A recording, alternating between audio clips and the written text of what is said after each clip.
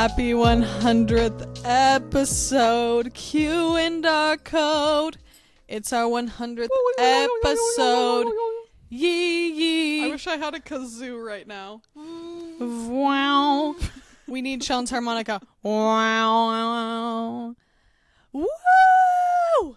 We made it to episode 100. Yeah. 100. I was about to say 100 times we've sat down and done this. Unfortunately, that number is higher. There's had to be some redos. Yes. However, 100 times we have put out an episode for you to listen to, and we feel so excited to hit this milestone. It's just exciting, and it is kind of surprising that we're this much earlier than like our 2-year anniversary hitting 100 episodes. I guess that's because we had of our bonus days. Yeah. We had a stint of 2 episodes a week, which that's crazy, you guys. Wowie. That's dedication. That we are still having a dedication, but we realized we're gonna have to reel this in if we're not gonna be totally burnt out. So all for the best, but yay. We are stoked. Remember how good 100 day feels at school when you're, whatever. You get to middle school and it starts to lose its charm. But when you're in like kindergarten, first grade, 100 day at school is like, And you are we're like, there. Ugh, I can't believe that 100 times this year I've showed up to school. Sat my bony little bottom in this hard plastic seat and had Quinn to and I were sit talking down and about stare the at the other day. screen for 10 hours. And by screen, I mean whiteboard. Equally as bad, almost. We were talking about how crazy the expectations are on children in school, that it's like all day except for a 30-minute recess and a 20-minute lunch period. You need to be sat still, quietly paying attention. That's so hard and so horrible. I actually marvel and am so proud of having graduated high school, let alone college. Like, school can be so hard if you're a different type of learner, but anywho. But you know what shouldn't be hard?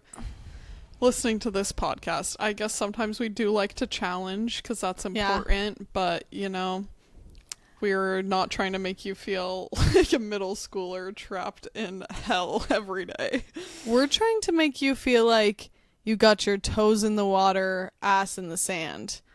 Not a worry in the world, a mocktail in your hand. Life is good. I thought you were today. going to say a fat J in your hand, but both. Mm. One, you have 2 hands. Both. One for each. Well, because obviously you need to be staying hydrated. Of course. We both know you need to keep that wet your whistle. I guess we should say what we're drinking for this 100th episode. Okay. I am having myself a bit of a cold pressed juice moment.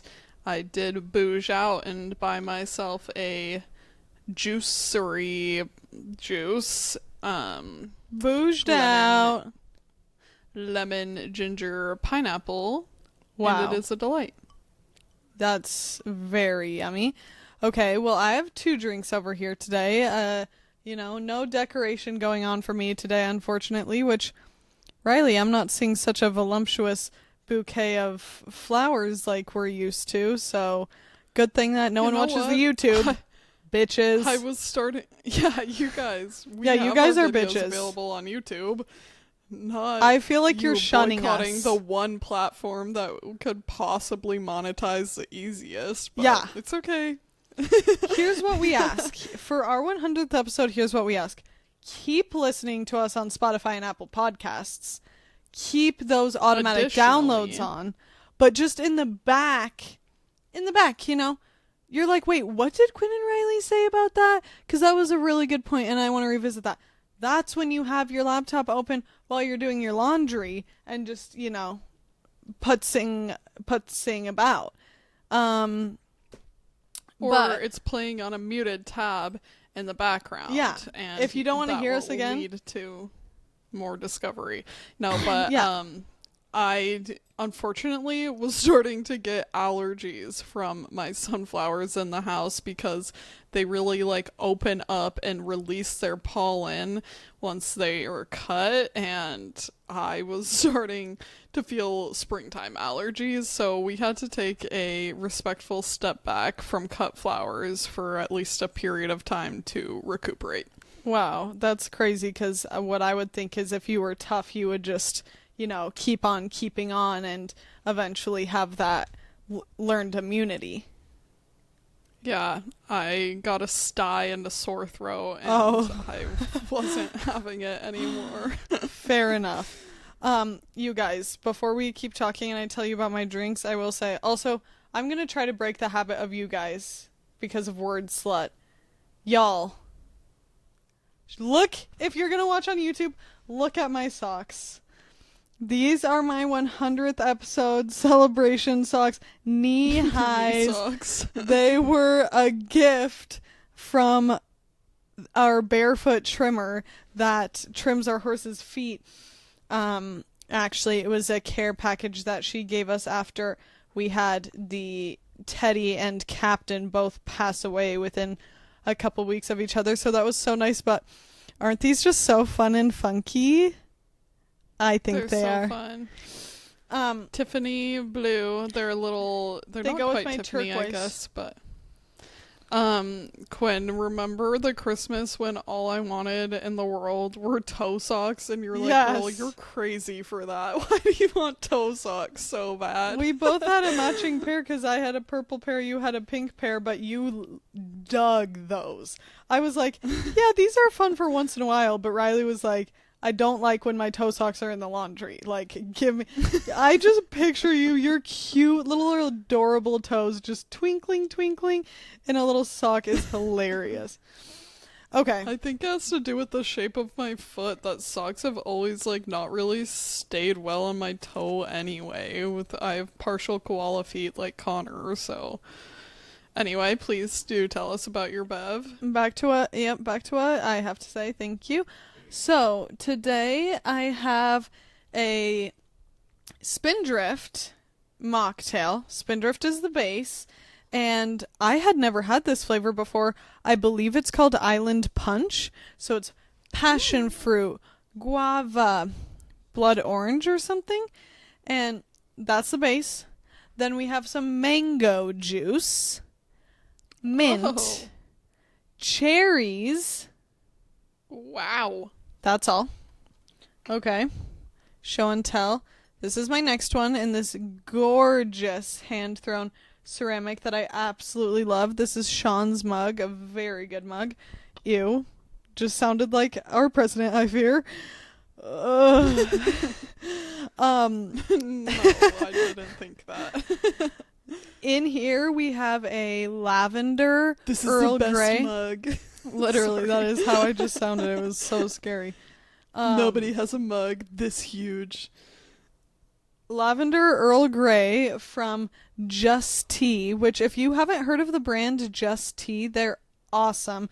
They are,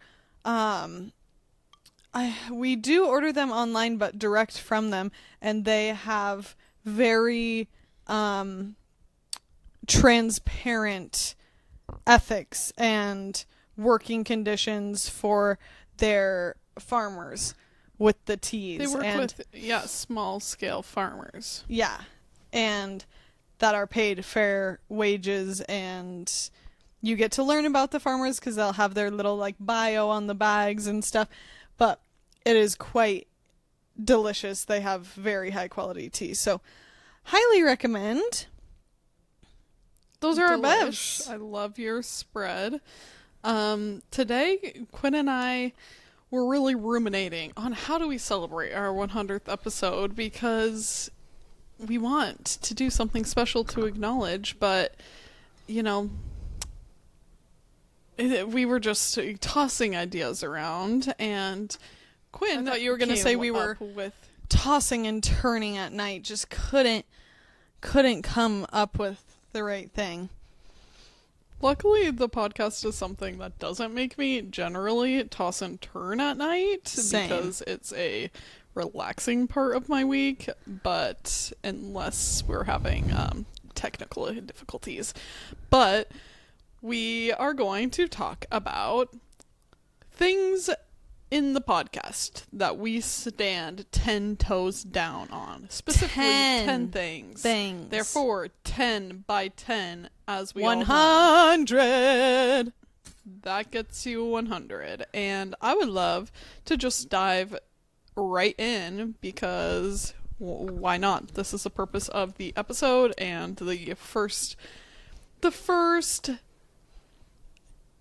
something, what is the word I'm looking for, Quinn? The first principle of the Q&R code that we will always stand 10 toes, 100 toes, all of the toes down in our little toe socks. All of our 10, in our cute 20 together. little striped toe socks is our twin hood. As you know, the foundation of this podcast is twinship, and the foundation of our lives is our twinship. Yes. And even if Quinn is in a mood or, goofing off, I will always defend her. And generally Quinn's not in a mood. But well, I'm just I have a big range of moods.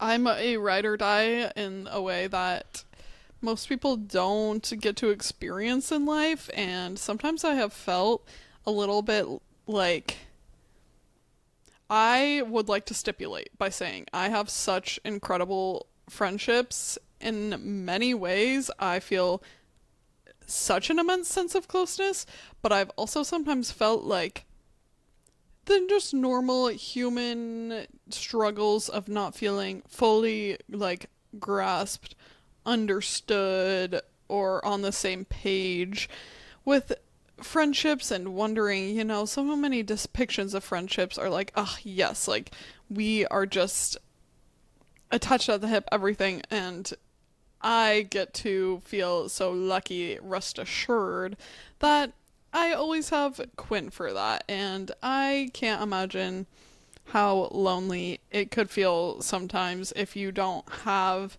that person. And one of the biggest blessings that life offered me is that I just always have since day one, and have benefited so much from having a twin. And one of the main things that I think maybe would surprise people, or you might not guess it about having a twin, but something that has come out of it for me, I think, is just more of a self-assuredness rather than feeling like, oh, I need Quinn and I'm insecure without it. I feel like it's given me so much security that then I've just been more confident in who I am as a person, because I've always had you to say, I know you, this is what I see, you're doing great, you're on the right track.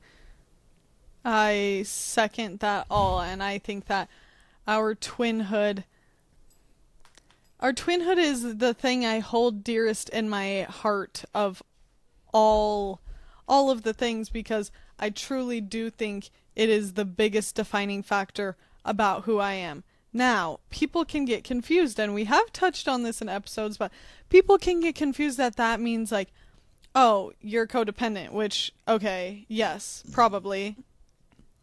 Burper. Just edit me out and don't call me out on the podcast, betrayer. I take this back.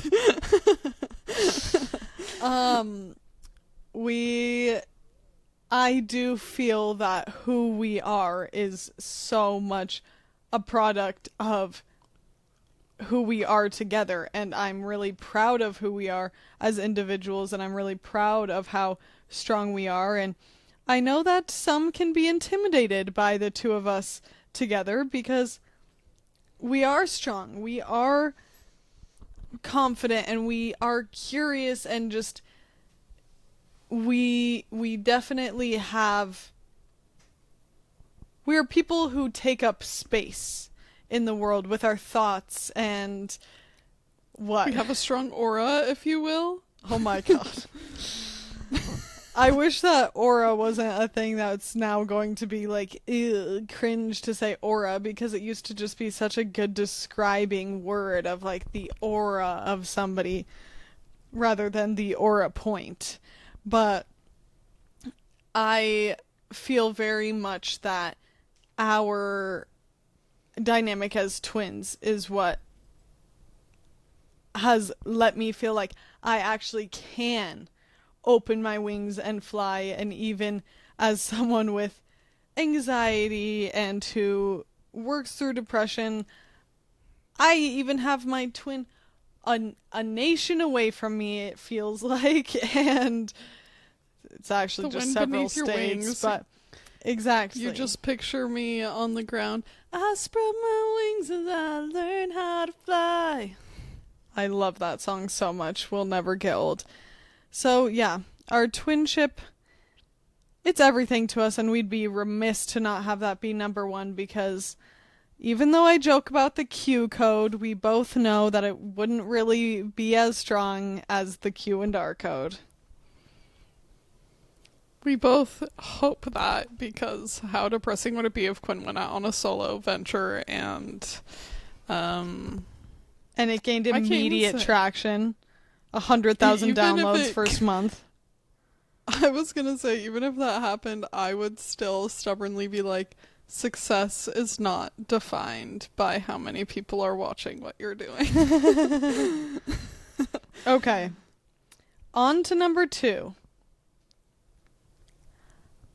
We stand 10 toes down on us talking about politics and trying to foster productive conversation and find common ground. I think that right now it feels like right now to us because right now is the only time we've been this age experiencing this state of the world, but I'm sure that it has felt really like all through history. It is brave and takes patience and thoughtfulness and courage to stand on business with what you believe, but also have an open mind and keep humanity and having a heart at the forefront of your mission. I think it can be very easy to lose sight of the mission, which is all for one and one for all, and finding as much world peace and keeping people's personal freedoms. I think oftentimes, especially in our two-party system, it can feel very hard to not stand so 10 toes down on your own thing that it turns into shaming other people, beating down on other people, calling names, you just can lose sight of the point. So I feel very proud of us for trying to be honest and, not be like, oh, as if we don't have a backbone with what we believe. We do, but also have open hearts and open minds to seek to understand and to just start conversation. Because also something that I see a huge problem with that has really been like amping up more and more is if we don't agree on everything, then we don't agree on anything. And like basically you have to be all the way with me or you're against me. And that is so unproductive for so many reasons, but I understand the impulse. Like, it's hard when you care passionately about the issues that you care about to find out that someone isn't on the same page as you thought that they were, and we are not having the solutions for that, but I know in my heart of hearts that we need to have community, and you can't be in like community with others if you're not able to be tolerant and open-minded and understanding. I think this situation of people feeling more and more isolated has lots of factors contributing to it, but I think one of them is having like such a low tolerance for other people's either mistakes or just disagreements, whatever it wants to be, just a standard of perfection, which I, again, you know where when something is you being like too much hanging on to expecting someone to be right where you are, and the difference between someone actually being egregious that you do not want to have as part of your circle, as part of your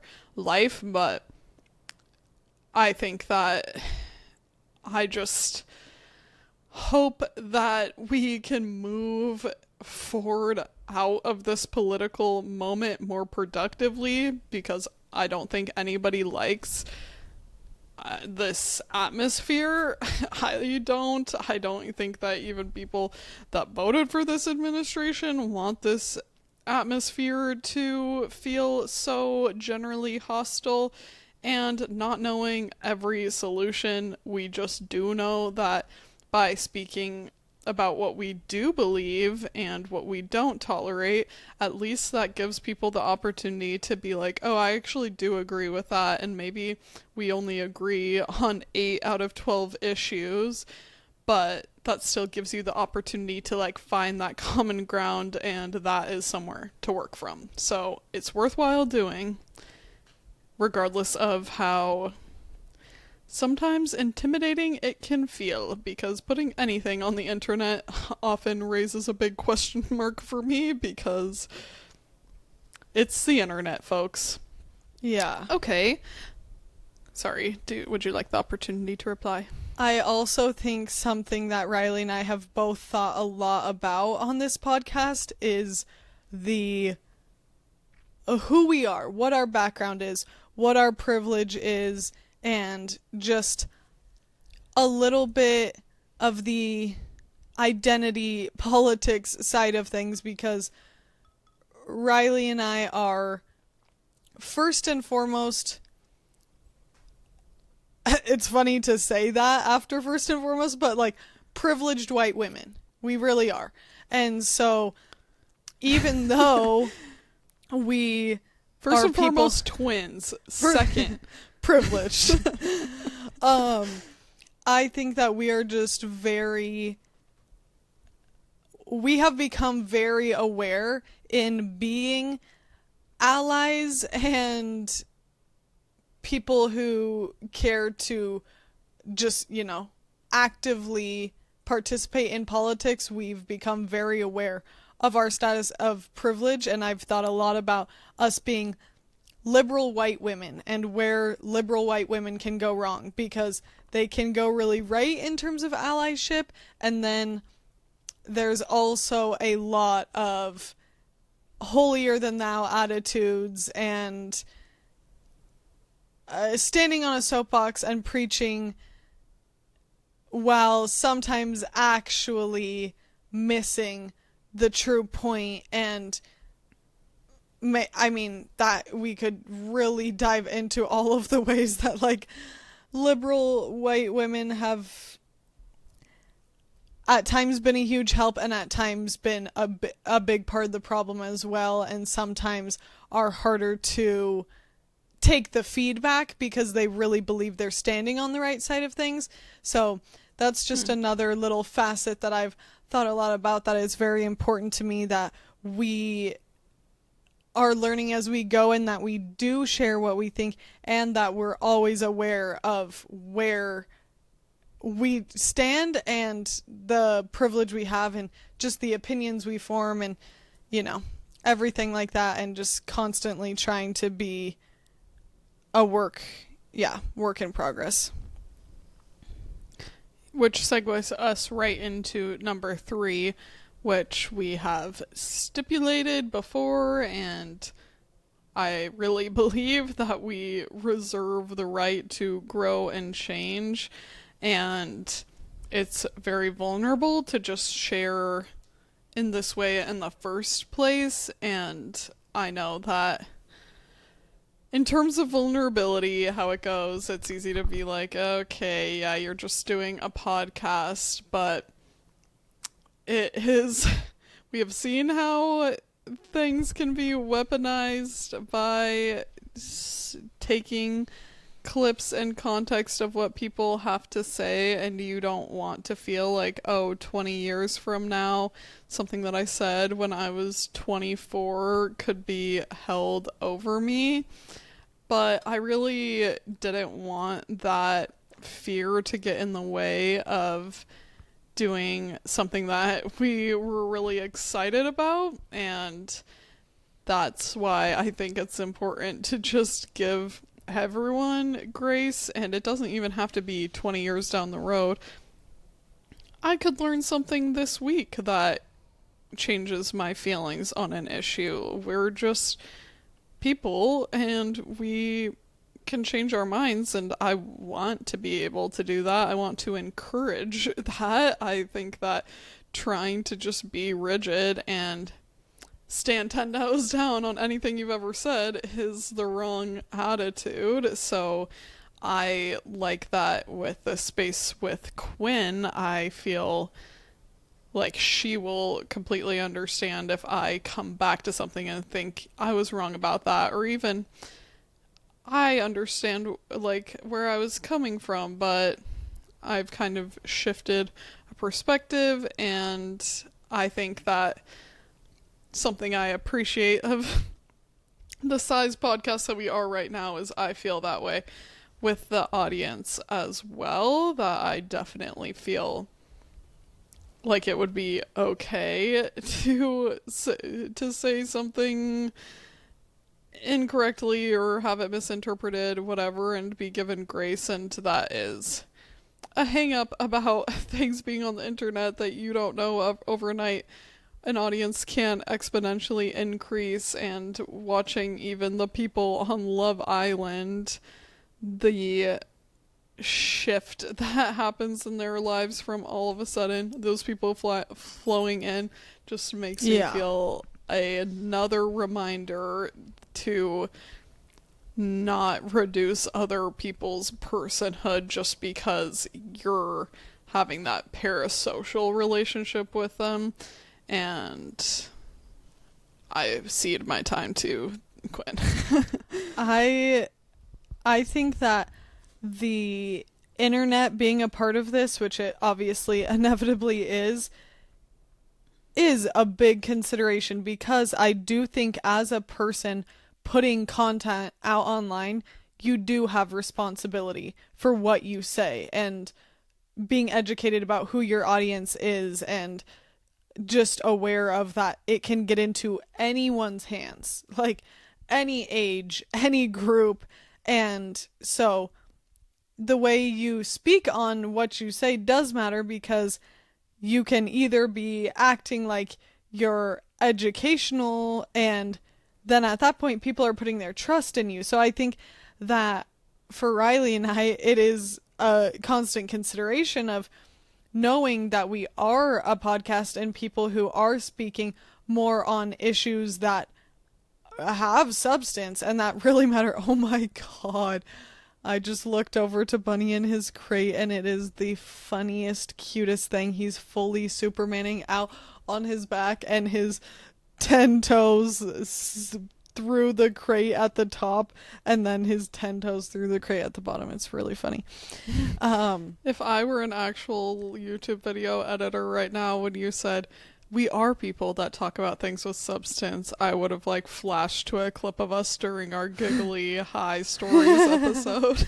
Well, obviously we find what I think is a very healthy balance, but I know that so many people, like I hear influencers say all the time that they're like, I just don't want to speak on these issues. I don't want to speak on politics. I don't want to speak on whatever, because I'm not a good place. I'm not a good resource to learn from, and I don't want to misinform people. So I can understand that. And I think there's a degree of that that's responsible, but there's also a degree of a degree of that, that's a bit of a cop-out to me. And I get it. If you're, you know, you are making a living off of what you say online, you have to be considerate of the way it could affect your audience, because if you lose people and people are so quick to, unfollow or disengage if someone brings up politics, I understand how that can be scary. That can affect your livelihood. There are people who get death threats on the internet for opinions. So I have understanding, and I also feel like who Riley and I are, it is our top priority, even if we have slower growth, and even if we don't reach the size of, some podcasts that are reaching millions of listeners. I hope we don't. Yeah, we hope. Would. We would like growth. We would also love to never become... I don't want to become famous from this. Like, I'm hoping... Can we be a micro podcast? Yeah. I want growth in terms of having a solid community of homies. I would literally never ask to be Alex Cooper. No, not at all. Not even with the $20 million or whatever. I know that maybe sounds I don't crazy need to say, $20 million. Yeah, I don't. I would take one. I would take 10. Let's be real. I would take the money. My lifestyle like requires... in this economy. Yeah, like... I could even buy my little property with one. Exactly. Like, I need at least, come on, 5 million? Yes, please. Like, but I don't need it every year. Anyway, I think it's something I'm very proud of us for, expressing those, like, thoughts and opinions, and knowing... I just do think that we both are people that are very malleable and flexible to change and have an open mind to other opinions and to growth. And yes, there are times where it's like, no, I pretty much have my mind set on this because I stand on representing the queer community, etc. Like, there are things that, of course, you can't change my mind about in terms of inclusivity and environmental, that type of thing. But period, and next. Okay. Number 4 that we stand 10 toes firmly down on about the Q&R Code podcast is our consistency and perseverance. I would like to give a good old pat on the back. Flex on these haters, because who can get us down? No one. Even my horrible internet speed? No. It can't. And does it mean that sometimes Riley and I are up in the middle of the night to make this happen? Yes, it does, Q&R Code listeners. It might seem like... Does it mean sometimes on Christmas Eve, Quinn has to record a solo episode? Yes. Yes, it does. It just... Nevertheless, we persisted. And that is one of our... we've got a few quotes, you guys, that really define the Q&R Code. Nevertheless, the twins persisted. We will not let, throw anything at us, and we are getting a podcast out to you. Yes, there have been times, as, recently, only, might I say, 2 times ever in these 100 episodes have we ever not been able to publish on a Tuesday, but we have never missed 1 week! We have never missed 1 week. And I'm sorry. Can I just ask for any professional podcasters that are getting paid for their labor if they can say the same? Some can, many cannot. Some can for sure, many cannot. And that's not, the last thing we want to do is comparisons bring are other odious. Comparisons are odious. We don't care. We don't care. Be inconsistent. No, but I am very proud of, even though, there have been some hiccups. There are times that, because I live in a little farmhouse that likes to have the worst internet bandwidth of all Wi-Fi to exist, there are times that the YouTube video gets up late. There are times that we've had not the perfect audio, but we have persisted. We have not allowed perfect to get in the way of good enough, which I think is a very important skill. I don't know if it's just our generation because that's what I'm more familiar with, or if this is just a common problem, but I feel like a lot of people feel like of our peers, well, I don't have good enough equipment or I don't have this and there are reasons why I can't do it yet, but like down the line I'm going to. And people in the entrepreneurial ilk will say it doesn't matter. You have to just start because you're not going to know what you have to figure out and tweak until you just get going. And if you're always pushing back the start date for some reason, then you're not getting the opportunity to actually figure it out as you go. And Quinn and I feel like you're really getting much into number 5 territory. So why don't you just transition into number 5? Okay. Well, our number 5 is starting small, and we have always preached being a beginner and a lifelong learner and just continuing in the pursuit of learning new things. And this was an entirely new thing for us to learn as we do it independently, top to bottom. So we both had to learn because we both have all the roles. It's not like one of us does all of the audio engineering and the other does whatever. Like, we had to learn about what is this type of feed? How do we get a podcast available for people to listen? How do we make compelling cover art? And again, we started small. We were not thinking our first cover. We were not like, oh my god, slay, yes, that is what we want to give from this day forward. We just needed a cover, and so we did the best we could with what we had, and we did the best we could with the recording equipment that we had, and just started. And I think that was the right thing to do, because the also funny thing about being a beginner is if you get all the expert stuff, that doesn't make you have any more expertise than if you just didn't. It's like showing up to climb with all this new fancy schmancy climbing gear, and it's like, yeah, but you don't even know how to get up the mountain. So you can have all that stuff if you want, but you're still actually in the same place.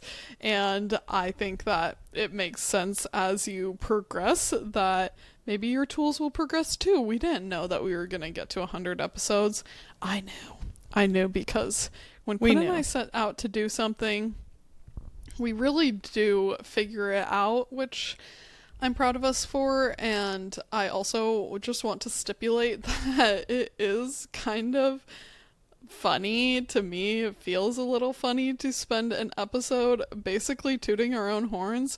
However, this is an exercise in radical self-love and twin appreciation, because we should be proud of ourselves and have moments where we celebrate that. But I think our culture is always like a push and pull of being like, you should be the biggest, baddest hustler, but also like, you know what, humility is so important that move in silence. Yes, yeah. Quinn and we're constantly moving in silence by publishing a weekly podcast about what we do. But Quinn, what do you think about us starting small? I just really do think there are times that you are not going to start if you're waiting to be perfect. I think there are there's never starting perfectly, but there are times, obviously if you were raised doing something at a very high level, then it's like, okay, you have a massive advantage. But surprise, surprise, Riley and I were not raised on podcasting, and we just truly had to say, this won't. We spent years planning the podcast before it happened. And again, if we had continued to wait for the perfect mics, or continued to wait till we lived together, or continued to wait till we had the most professional cover art, you probably would not be tuning into this episode today. And the podcast has given us so much and grown who we are so much, and given us a steady reason to work on something together, etc., that I just think it's a very important skill. And I think there's a part of maturing that is realizing it's okay to not be great to start at something, and you just simply have to put yourself out there, and that does make or break people. That makes the difference between someone that's happy and fulfilled in their life and someone that's, living in regret that they haven't done more. You have to have the bravery to start and move in a way that's imperfect. All right. Number 6. We stand 10 toes down on sharing about stewarding land and animals and trying to minimize our impact negatively upon the earth and trying to maximize our positive impact on the earth. This one feels pretty straightforward, but I do think that it can come off, a little bit preachy to be like, be the most environmentally friendly, and then I'm going and getting my iced chai in the plastic cup. But I think us continuing to put into people's ears, just planting the little seeds, if you will, of making the difference that you can with your space, composting what you can, holding back your purchase if it's something you don't really need, re-wearing outfits, that type of thing, I think is just something I wish I heard more people talk about, not only on the internet, honestly, in my personal circles. I feel like sometimes those conversations can kind of end up slipping through the cracks or being on the back burner, and that it's a very important thing for us to continue to empower ourselves and each other to be the best stewards of the earth that we can be. Especially because I feel so sometimes at a loss with English, because English is a language that really separates people and nature, even though we are nature, like we are part of and of this world. But I think the frameworks of Christianity and then the just colonization practices in Europe and the places how English was formed, there are lots of reasons that I have neither the expertise nor desire to fully unpack right now, that just have made you think the way you use language, which is why Quinn, referencing word slut, is talking about trying to change language, because that does change the way that we think. And I don't know how we can operate within the framework of this language to make a more like cohesive feeling, because I really do think that would change the way we act if we didn't feel like there's any such thing as humans versus nature. That's just, in my eyes, humans versus humans. Like, it's in all of our self-interest to have the strongest ecosystems possible. And even when we're saying to be good, like, stewards of the land and animals, it's just like taking care of each other. I think taking care of each other encompasses all those things. It doesn't just mean other human people. I believe that all, like, non-human people deserve our care because the earth takes such good care of us. And that's something that Quinn and I, since we were little girls, have always felt very connected to and are very lucky to have grown up in a place that has preserved a lot of the natural world and makes that connection more strong in many ways. But I can't even begin to explain just how deeply important I think it is that we take that responsibility seriously. And there are lots of small things that we can do in our daily lives to think about having better habits, etc. But there's also big change, and I think a lot of us like to feel like it's nice to feel that you're doing your part by using a reusable bag or saying no to a straw. And believe me, I'm on board with all that, but to be honest, like, a lot of us need to actually do much bigger lifestyle changes than that if we really want to make an impact. And in my eyes, that is so worth doing. And my life, like, trading some convenience for cleaner water and air for everyone feels like a fair trade. It's not even fair. It's, like, still unfair the other direction, but I too think about us being animal girlies, all about our herds slash flocks slash packs.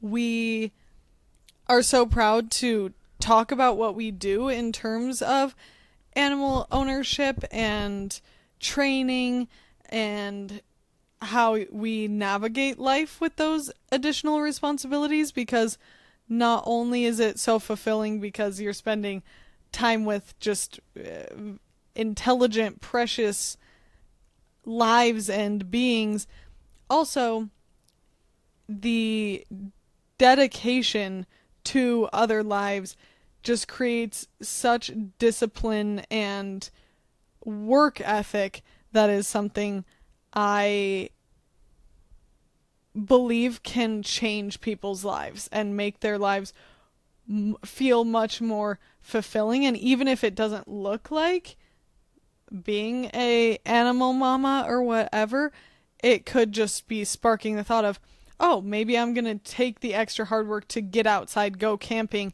whatever it is, like doing more that requires problem solving and using your mind body connection and just working hard for something, I think is an idea we really care to preach. yeah, I think it can be done in anything that you practice, like even in the way you prepare food. Be very intentional in how much of what I'm using can I make sure, like, I reduce food waste, and how far are these ingredients traveling to get to me, and all those thoughts that go in before you're even preparing the meal, and then maybe doing something that takes more time but is going to pay off in the long run comes to mind when you were saying that. Our next point that we want to emphasize is just our belief in living with an abundance mindset and attitude of gratitude. It's kind of cracking me up because I just finished reading my third Amanda Montell book, all of the books that she's written so far, The Age of Magical Overthinking, because there is a lot that we could unpack about just having, like, an abundance mindset, and I want to make it very clear that I don't think that you can just will things into your life by thinking about them. I think that action is imperative, and we all have a responsibility to actually put in concerted effort towards the things that we want to have happen. Sure, does luck occur, and sometimes we stumble onto something great that can happen, but I don't think you should just be a non-active participant in your own life. But I also know that the power of positive thinking not only brings you good things, but it just impacts your experience of the world. Think about if Quinn and I were sitting next to each other and she was in a super bad mood, she doesn't even have to say anything. The way that that feels is palpable to me. And on the other side, if she's in this really great place, that spreads energy as well. And I do believe in that version of energy, that if we bring a willing and eager attitude into a situation, then you're setting yourself up for success much better than someone that shows up and already feels like, I'm not going to have a good time doing this. Then, then what are you here for anyway? Yeah. We like to spread the vibes of a sunshiny disposition, and we like to understand that there's a line between toxic positivity and just having a general positive outlook on life, and think that I genuinely don't think we could even be accused of toxic positivity, and I don't that think is so one either. of those terms that sometimes just gets taken, and people say that to someone just that's being positive, and I'm like, that's not toxic. That is a different thing, and you and I don't think struggle with that. Yeah. I think that there is a way that, if someone were to just tell you of some tragic news and then you respond with, but think of the bright side, that's where toxic positivity comes in. But I think for us, it's just even knowing that we have at times hard circumstances and life poses its challenge. I think we look at challenge as something very positive a lot of the time, and something that is a means to a more significant end for living just like rich lives. Number 8. Mm-hmm. I love this talking let me point. Just say really quickly, okay, that I think that also applies to what we were saying also with animal and land stewardship. Quinn and I often talk about that it is hard, but that doesn't mean it's bad. And again, when we live in a very convenient age, it can feel like it's negative to have to work hard, but actually we know that those are often the most rewarding things. After Quinn has put in some serious work with the horses, or I've spent hours in the garden and doing a lot of labor, I don't feel bad. I feel better. I feel good. Yeah. Very important point.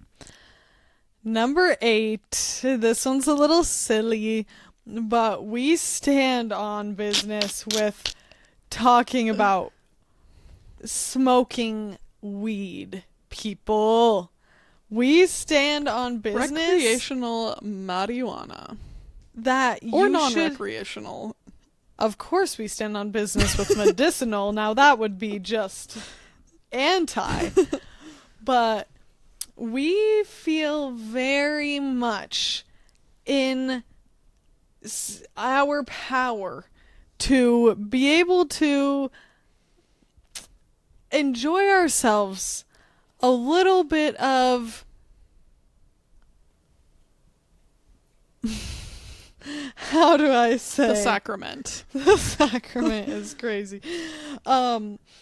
You know, whether it is gummy time for us, and one of my all-time favorite things in life is after putting a long, hard day in, a little bit of an indica gummy, getting in clean sweats, sitting on the couch, putting your legs up, and enjoying a good show. That to me, mwah, that is what life is all about. So I think that more people need to keep spreading the good word. It's like life is all about edibles. Life is all about balance. I'm just kidding. And finding Life is true joy a good way to and pleasure in something. Yeah. And to unwind when Yeah. we live in a very wound up world.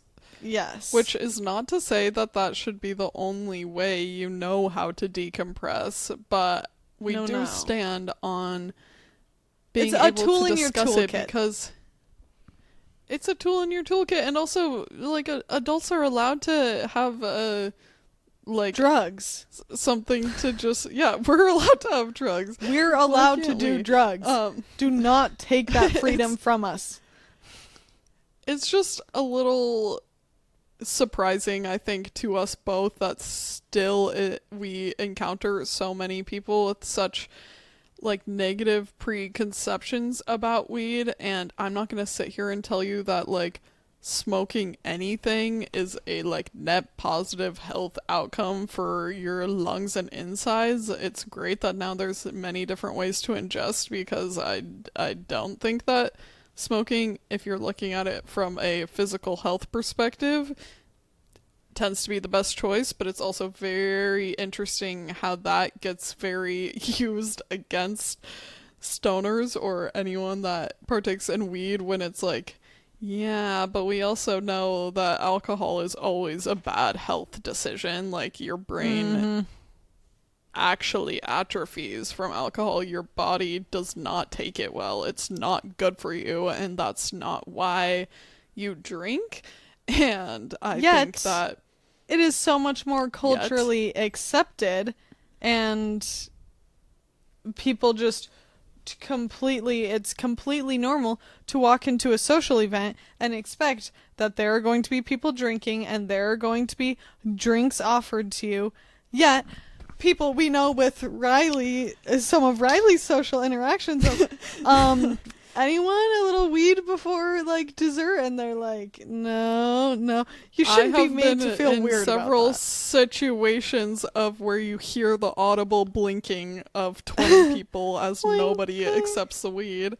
That's hilarious. And I am like, well, I'm still going to have it. Yeah. Because that, you can't stop me. But I do feel that we just shouldn't feel... It's sometimes like if you bring up weed, you feel like a kid, because it's like, oh, kind of high school illicit vibes, and clearly that's with certain audiences. Like, I don't think Quinn would ever feel like that with her colleagues at work. But Quinn. My colleagues. Yeah, Quinn, they keep it very professional. They only refer to each other by Mr. and Mrs. Yes, and whenever we're introducing them, we say, "This is my colleague." This is my work associate. I don't even know where I was initially going to go, but we might as well double down and use this opportunity to say I also think that people should have access to using like hallucinogenics, and I think that it's just the biggest argument I would say for any of that is alcohol. Like, we're easily able to buy and access alcohol, and we know that like causes problems in our society, but we've just decided that freedom comes first in America, and that is something that can come with its pitfalls, but something that... Did I hear it in this book? I think it was in that same Amanda Montell book, but I wish I could remember now. I've listened to a couple nonfiction audiobooks recently, so forgive me if that's not where it comes from. But they cite a study that shows that with more wealth, happiness does not increase. It gets to the point where like you have all of your needs met plus a little extra. Then after that, we don't see an increase in happiness. But with more freedom, we do. And it pretty much is always with more freedom, people feel more happy, and I don't necessarily know societally what problems could come up from broader swaths of legalizing other substances. I have big hang-ups about some personally.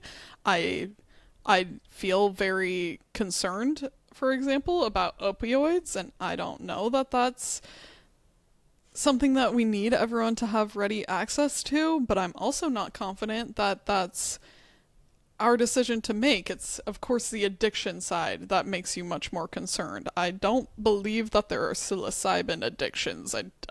If there are, I've never heard of someone that's just a chronic shroomser, but I'm not saying it couldn't happen. I just think that we need to be more non-judgmental of people and their choices, because we've seen huge benefits come from people that have anxiety disorders that are able to use like a low dose of THC, maybe a combo with some cannabinoids, and feel a huge sense of relief. And there are people that don't use it that way, and they just want to get high, and they get super blazed on a Saturday night, and I think that's great too. There's, Also, I guess, my I saga think about that. white people have continued to enjoy and recreate with these substances with a fraction of the consequences that people of color have, and we do not stand for that. Period. Yeah. We have said it time and again. We are seeking nuance. That is something that has been a theme throughout our lives, much beyond this podcast. I think that anyone that's a thinker usually is geared this way, because we all know better than to think something could just be so cut and dry. But the internet is like this, and so that it can feel like you're just fed the perfect little bite. There's your information. Investigate no further. I already gave you a headline, and run with it. And that really drew us to podcasting, because you have more time to deep dive, explore a topic. But even then, it's not enough. A book on one topic might be 12 hours longer to explore something. So in our time, we don't even get into the nitty-gritty like that. And we're also not really trying to give you the Joe Rogan experience of a 3.5-hour unedited podcast with a bunch of time spent on things that so we try to find a balance with seeking nuance, but also people are like not getting really after your what was the movie, I almost said the Avengers, shit. What's the tennis movie? People are like, are you seeking nuance? The Challengers 3-hour saga. Don't go back and listen. I haven't gone back, but I feel like I probably didn't even get as much into this stuff in Challengers as I wanted to. Yeah, we didn't, which is why we kept going forever. Which also, I forgot to bring up that I watched the most recent in the John Wick family, Ballerina. I can't believe I haven't seen that. Yeah, me neither. Can't talk about it right now, though. Do not distract me. Anyway, to not get hung up on minutia can be hard when we really want to be precise, but we also know that we're not bringing, there are different types of podcasts, and we're not bringing you like a research based, expert driven pod experience. But No, no, no, with no, the subjects no. that we do handle, we hope to think about things in a most well-rounded perspective. We're always only operating from our own limited points of view, but we do try to have a lot of consideration for the bigger picture. Perfectly tied up with a bow for the seeking nuance number 9. I'm going to jump into, last but not least, number 10, which is our general lust for life. We got lust for life. And we I can't take myself seriously. We need to start being more 10 toes down committed to making this a musical fusion of a podcast, because I feel like we give the listeners little tastes, but you should see how we live in We our haven't real life. unleashed the full. We're singing everything. People are like, "Oh my god, I'm so scared." Don't run, don't run. Don't worry. We won't do that to you. But Quinn's been called the songbird of her generation. I have, thank you so much. We are very proud of and standing on the just daily living creatively that we promote and discuss. I think that whether for Riley and I on the Q&R code, it's us talking about fashion, it's us talking about the movies we're watching or the art we're creating or what we're baking. We really love to find things in life that could be, some of that stuff that I just named is not mundane. Some of it could be framed more so as mundane, such as just having to cook for yourself. But we really love finding ways to make those things feel like zesty and exciting and creative and outlets to express yourself through and give people a little dose of inspiration for their days. Yeah, we love to look at the little things and see it as inspiration and just fill our moments with gratitude. And I know that when we're living in a flawed world, when you see the absolutely atrocious famine happening in Gaza because of withheld aid and a dangerous situation, to say the very least, and that's just to name one of many that's just been on my mind recently, that it feels so horrible to see our supermarkets with this abundance of food and know there's actually like plenty, that nobody should be in this situation, that can instill a sense of guilt. But I do think that in light of those circumstances, the way I approach things is it's kind of our responsibility to be extremely grateful and to enjoy your life and not be like, oh, I can't even enjoy this experience that I'm having because I know not everyone has it. I think that most people that are in that situation of disadvantage would say you be grateful and recognize that you live a very like happy, privileged life, because you don't always get to be in those moments and nothing is guaranteed, even from the comfortable place that we're sitting right now. So there's, I think, a lot of depth to experiencing life in that way, and it's not just this like surface level how it could be painted of happy-go-lucky la-di-da. To me, I think that there's like a lot of meaning that comes with choosing to live your life through that lens, and it's also gives me the reason to go on, because sometimes it does feel like life is a little dark, and I think that appreciating every little thing is such a potent reminder that we're here and that's the situation. We're in this experience, so I want it to be filled with feeling and creativity and love.